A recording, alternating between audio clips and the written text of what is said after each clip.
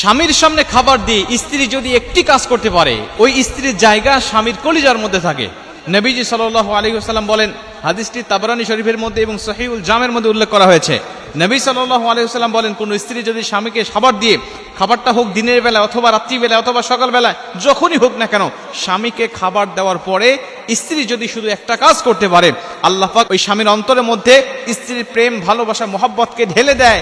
স্বামীর দাম্পত্য জীবনে সুখময়, শান্তিময় হয়ে যায়। আজকে অধিকাংশ স্বামী স্ত্রী দাম্পত্য জীবনে অসুখী, তাদের কোনো মিল মোহাব্বত নাই, তারা আলাদা রুমে ঘুমায়।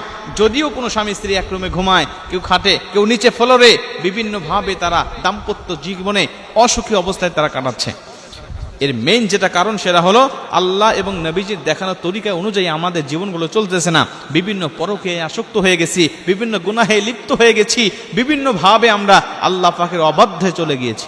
আজকে পরকিয়া এতটা মহামারী আকার ধারণ করেছে, করোনাও এতটা মহামারী আকার ধারণ করেছিল না। অধিকাংশ জায়গা আজকে পরকিয়া, শুধু পরকিয়া, স্বামী স্ত্রীর মধ্যে কোনো মূল মহব্বত নাই। স্বামী অন্য মেয়ের সাথে পরকিয়া করছে, স্ত্রী অন্য ছেলের সাথে পরকিয়া করছে।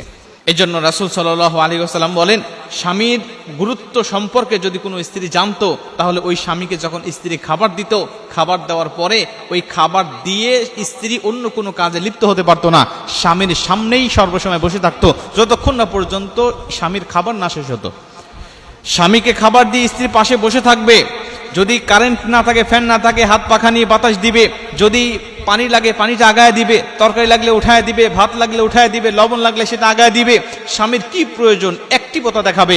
স্ত্রীর আনুগত্য দেখে স্বামীর অন্তরের মধ্যে স্ত্রীর প্রেম, ভালোবাসা আল্লাহ পাক ঢুকায় দিবে। নবীজি সাল্লাল্লাহু আলাইহি ওয়াসাল্লাম বলছেন, এই যে স্বামীর খাবার অবধি পর্যন্ত স্ত্রী তার পাশে বসেছিল, এই বসে থাকার কারণে আল্লাহ ওই স্ত্রীর উপরে সন্তুষ্ট হয়ে যায়। সন্তুষ্ট হয়ে যাওয়ার কারণে স্বামীর অন্তরের মধ্যে তার প্রেম, ভালোবাসার মহব্বতকে ঢেলে দেয়। কিন্তু আজকে আমরা দেখতে পাই পরিস্থিতি উল্টা। আজকে স্বামী যদি স্ত্রীর কাছে খাবার চায়, বলে তুমি একটু বেড়ে খাও।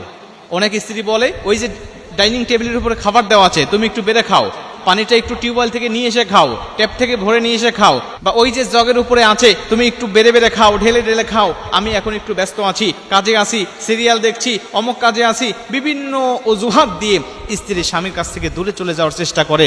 রাসূল সাল্লাল্লাহু আলাইহি ওয়াসাল্লাম বলছেন, এটা কোনো আদর্শবান স্ত্রীর কাজ হতে পারে না। দিন দিন ওই স্ত্রীর প্রতি স্বামীর ঘৃণা বাড়তে থাকে, দিন দিন ওই স্ত্রীর প্রতি দূরত্ব বাড়তে থাকে আর মোহাব্বত কমতে থাকে। রাসূল সাল্লাল্লাহু আলাইহি ওয়াসাল্লাম বলছেন, এজন্য যদি কোনো স্ত্রী স্বামীকে খাবার দিয়ে তার পাশে বসে থাকে, আল্লাহ তার অন্তরের মধ্যে প্রেম, ভালোবাসা, মোহাব্বতকে ঢেলে দেয়। নবীজি সাল্লাল্লাহু আলাইহি ওয়াসাল্লাম বলছেন, শোনো, স্ত্রীর আনুগত্য স্বামীকে দেখাতে হবে। স্বামী যখন বাহির থেকে আসবে, তখন তুমি সংসারের কাজকর্ম ছেড়ে স্বামীকে সময় দাও। তার কি লাগবে তুমি একটু সঙ্গ দাও। তার টাওয়াল লাগবে, সে ওয়াশরুম থেকে এসেছে, টাওয়ালটা আগায় দাও। তার জুতাটা খুলে দাও, তার মোজাটা খুলে দাও। তুমি তার কাজে একটু অনুগত হয়ে যাও, তাকে তুমি নিয়ে একটু ব্যস্ত হয়ে পড়ো। সংসারের কাজকর্ম সামান্য সময়ের জন্য একটু স্থগিত রেখে দাও। আমি নবী সাল্লাল্লাহু আলাইহি ওয়াসাল্লাম বলছি, তুমি একজন আদর্শবান স্ত্রী, এবং তোমার অন্তরের মধ্যে এবং তোমার স্বামীর অন্তরের মধ্যে তোমার ভালোবাসা আল্লাহ পাক বৃদ্ধি করে দিবে। এই স্বামী কখনো অন্য কোনো স্ত্রীর প্রতি নজর দিবে না। এই স্বামী কোনো অন্য মেয়ের প্রতি পরকে আসক্ত হবে না। সর্বসময় চিন্তা করবে, আমার ঘরে আমার স্ত্রী, এর মতো কোনো গুণী মানুষ অন্য কোনো মেয়ে হতে পারে না। অতএব ভালো যদি বাসতে হয় স্ত্রীকেই বাসবো, মহব্বত যদি করতে হয় স্ত্রীকেই মহব্বত করব, অন্য কোনো মেয়েকে না।